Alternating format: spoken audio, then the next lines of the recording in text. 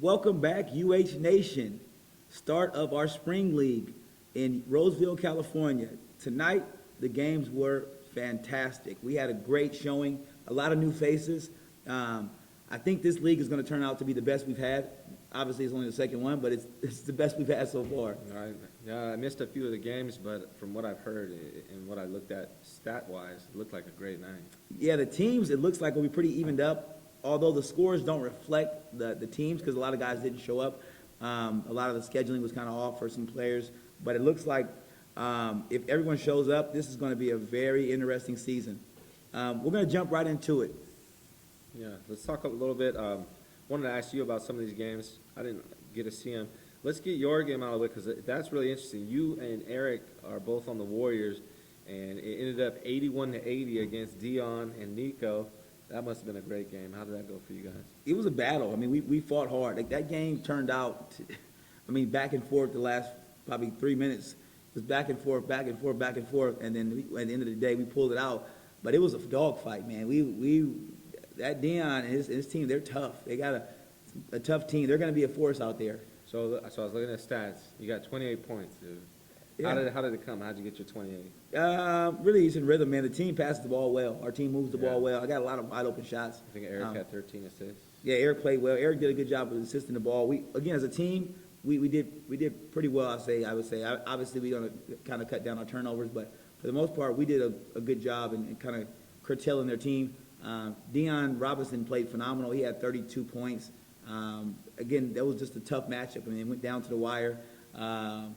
Obviously, it's the game I played in, but if I had to rate the games, that would definitely be game of the night. Well, you guys had the most points, 161 points, and it was a one-point game. It has to be game of the night. It was a battle, man. It was intense, and you never knew every possession was important. So it was fun. I definitely enjoyed it. It was a great game, and I look forward to going the next season. I think that Dion's team, we'll see them again in the playoffs. Oh, congrats. I know that's going to be fun for you, too, because, Dion's one of the trainers. Oh, we see him all the time. Oh, yeah, and it's funny. Talking. Oh, just a message to Dion Robinson if he's watching. Eric Thomas said, and you just want me to remind you that he's beat you 3 times the last time you guys played. Again, I'm just a messenger here, so we'll see what happens with that one, man. But you got to break that cycle, man. I don't know if I want to help out because I'm still on the team, and I don't know if I'm going to let that happen, but I do want to let you know he wanted me to remind you that. So yeah, you don't want to pump him up, man. Well, Dion's tough, man, but I know that you might get a chuckle out of that one, though. So all right, man. Well, let's talk about looks crazy. So the Supersonics brought them back to life with Manny and Ralph. Looks like they had a good game, worked together well with Aaron. Going up against former NBA player Robert Swift, who actually played on the real Oklahoma Thunder. Mm-hmm. So it was Supersonics versus Thunder, the former franchise versus the current, and it looks like the former won. Great game by Manny and Ralph, it looks like, as well. Did you see some of that game? Actually, I did. I got a chance to watch a little of that game. That game was very interesting. The biggest challenge in this season, what I'm seeing, is attendance, right? So with attendance, with that being said, if guys don't show up, your team's not going to win. Right. Robert Swift is a phenomenal player. He's 7 foot tall, and he has a ton of skill, and it's just hard to win. I mean, the game ended up coming down to 65-49. Seattle Supersonics beat the Oklahoma City Thunder. That being said, if Deion Taylor shows up, and if a couple of other guys actually show up, I think they're missing Kale and they're missing another player, the game is going to be different. Right. So I believe that was a big difference in the game. Right. Well, these are teams of 7. It's not like teams of 15 or 12 where it's next man up. Sometimes the next man up is a big drop off. Right. Or there is no man up. So next man up is Right. Casper the Friendly Ghost. Right. So and that's kind of what they had. They had to run into. They had 5 guys, and Right. that makes it very challenging when you're missing 3 of your starters. You got to show up. Yeah. And I think that's what happened to move on to Darius and the Lakers. They got hammered, and not to take away from the Spurs because they're probably my favorite team at this moment. Chris Collins, Billy Blankenship, Prescott. Those guys look dangerous. They beat those guys 89-55. I think Darius got hurt. Chris Purdy wasn't there. Yeah. Before I move on to that team, I want to kind of give a quick shout out to the 3 players on the Supersonics. Manny did an excellent job on team selection. Aaron Nichols and Ralph, that team is going to be tough. Yeah. I think those three guys look good. I think Ralph's found a home he likes. It looks like this is going to be an interesting kind of build-up with their team as well. And I think that I want to say, big ups to Seattle Supersonics with that selection, and I look forward to seeing you guys in the future. Nice. So what are your thoughts about these guys? So going back to the Laker game, the Lakers and Spurs, it reminded me of the actual Kobe Bryant Lakers, right? You got a guy we know he can score. We know he's, very much still a potent offensive threat and defensive threat, but he's not 100%, And then when you have that, it kind of takes away from what you can get from other players and what you can expect from him. I don't think Darius Wright took many shots at all last night. And then when that happens, it makes it hard for his team to win. I believe it's 2 for 9. Yeah. He had a rough night. Right. He had a rough. Well, he was hurt. The shots he was taking, if you saw those shot selection he had to take, he didn't look like the normal Darius shots. He was taking like 1-foot runners. However, nothing to be said. I'm not taking anything away from the Spurs. Chris Collins, Billy Blankenship, and Prescott played phenomenal basketball last night. Chris Collins was almost at 30 points. I think he had 32 Leading points last scorer. night. He played excellent. Billy Blankenship had a triple-double. That's impressive. I've never seen Bill get a triple-double. That's very impressive. And Prescott, how many rebounds did that guy have? Prescott, he should teach a video. He should have a rebounding video. That guy scored 31 rebounds last night and 26 points. What can you say about a guy like that? I mean, the guy played excellent. I mean, that team, last season Michigan won. I think this might be actually a better team than he had last season. What about, I think Scott Bodine's on that team. Did he show up and play? Scott Bodine it was a preseason swap.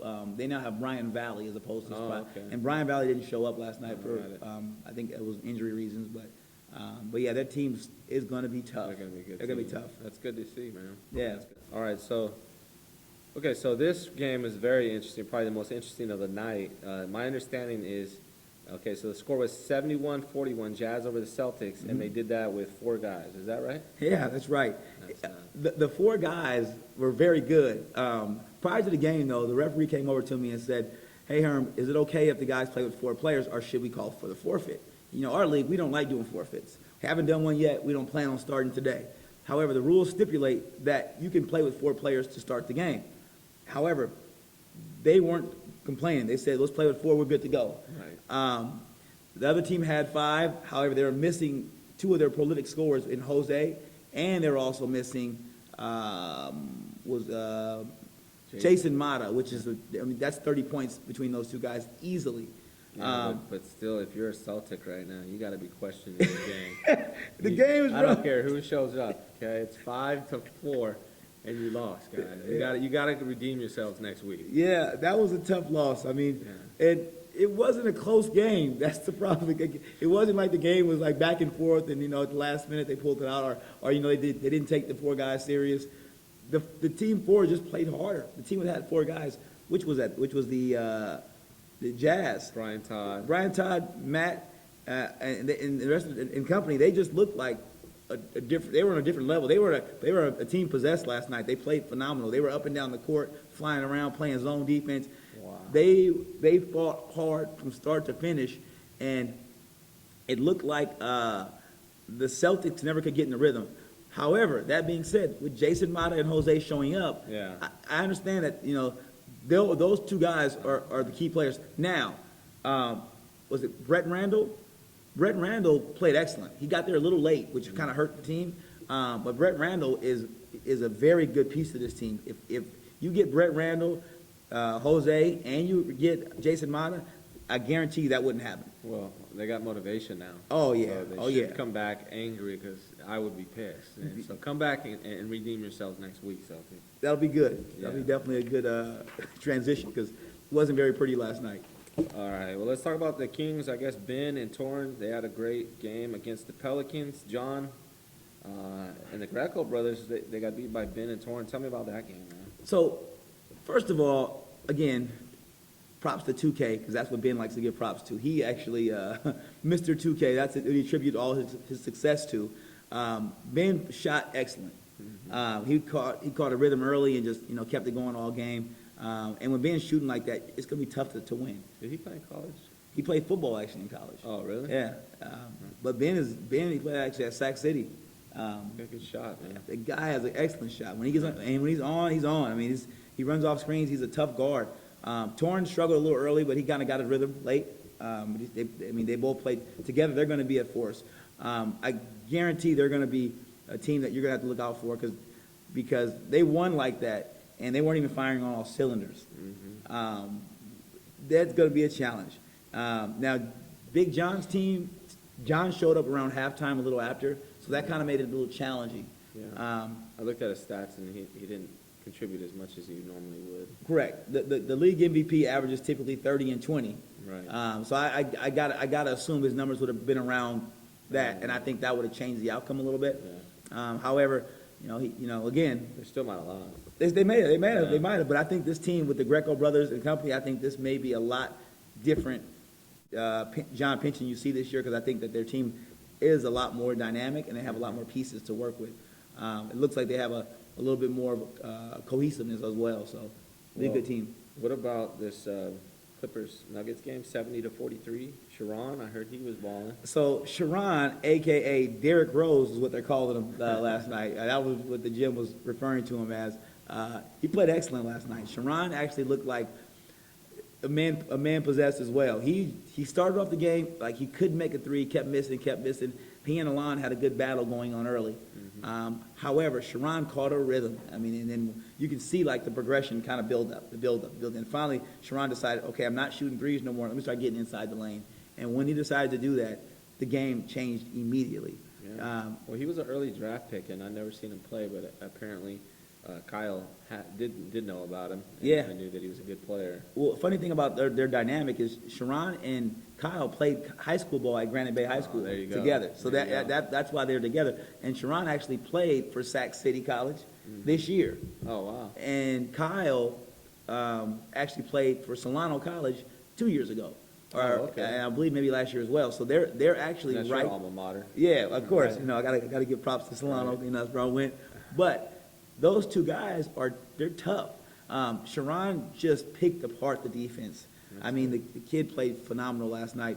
He just everything seemed to work down the stretch once he took away the threes, and then at the end of the game, he decides for the dagger, he shoots a 50-foot three-point shot that goes to all net. Oh, he tries to Steph Curry, which looked great. I mean, it was a good-looking shot, but it was definitely the Sharon and Kyle show last night.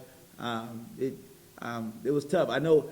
I want to give credit to Corian. It looked like Corian was out there playing hard. He played his heart out. He actually gave 110%. He was aggressive. But again, the Nuggets just didn't have enough. Max played well too, but you're missing your best player in Austin Brewer, your top PPR guy. Yeah. Austin Brewer, it seems like the story of the lifetime league. For UH, it seems like if Austin doesn't show up, his team doesn't win. Mm-hmm. But when Austin does show up, his team still has a chance to win, but there's no guarantee. Right. But Austin is a very good, the number 2 PPR player last season in the whole league. Yeah, I think these teams, they need to start communicating with each other, and make sure everybody's here and present and accounted for, because they all depend on each other. The good news is it's still early. Mm-hmm. He has time to start showing up, and they can definitely make a run for the playoffs. So here's my question then. I know it's really early, it's after 1 week, but give me your 2 top teams right now. Don't go with the Warriors, because you're on that team. Okay. I honestly, by the way you guys performed, it looks like you guys might be one of those teams. Okay. But take the Warriors aside. Give me 2 of the top teams right now that you think may make a run this year. Oh, man, these are some tough teams. Honestly, I like Ralph, Aaron, and Manny's team on the Supersonics. They're very tough. I think John Pinch's team is also going to be a runner-up. And the funny part about it is Robert Swift and the Oklahoma City Thunder lost by a lot, but they're missing Dimitri, Kale, and Dion. That's going to be a challenge. Honestly, to say this early, if I were to pick one team that I would say to look out for, it would have to be probably the Spurs. I would say the Spurs right now. They look as my early favorites, my preseason prediction. I'm going to go with the Spurs. I think Chris, Billy, and Prescott and company are going to be tough to stop. They have an excellent dynamic. They have a big, they have a swingman, and they have a nice guard. Right. That makes them tough. Yeah. I think they'll be challenging. If I had to pick a second team, so my second team, I'm going to do this. You got a coin? No, I don't. I'd flip it in the air, whatever side it lands on. That's What- my. I don't know. This team, it's so balanced out here. It's hard to tell, but it will be very good. I tell you, it's going to be some very good games. Again, if guys don't show, teams are going to win. Right. If guys show up, because that's really what it's going to boil down to is attendance rate. Right. How many games is Austin Brewer going to make? Right. How many games is X player going to make? So it's always that dynamic. Is Deion Taylor going to make games? Is he going to miss games? We had a Brett Randall showing last night. Is he going to continue to show up? Right. It's always about players showing up. So if guys show, then it changes the dynamic of the league. Mm-hmm. And just so you guys are aware, watching the video, only 8 teams are going to make the playoffs this season.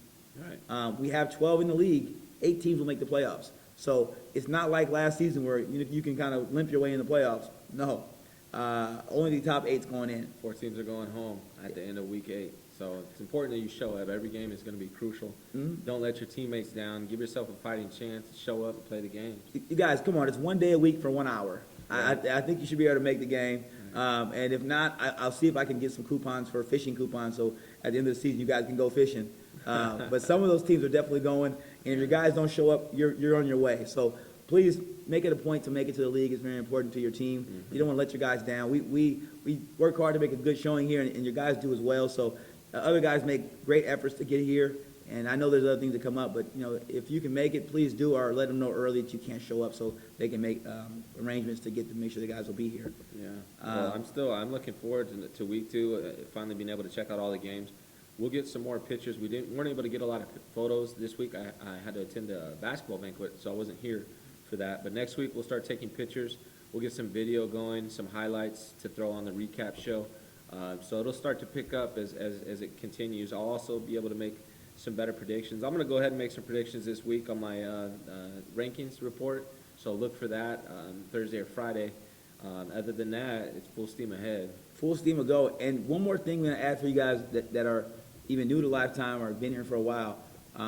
We do have Bobby Jackson running the camps and clinics and skills training here. So he will have one more camp at the end of April. You can get that information at the activities desk. If you have any questions, go see Chris or Lauren or Sabrina at the desk, and they'll be able to take care of you and help you out.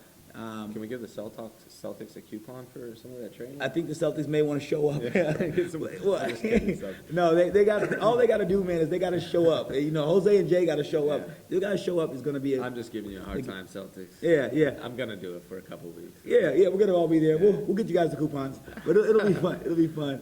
Other than that, guys, we'll see you guys next week for another great game of basketball, and have a great week. See you next time.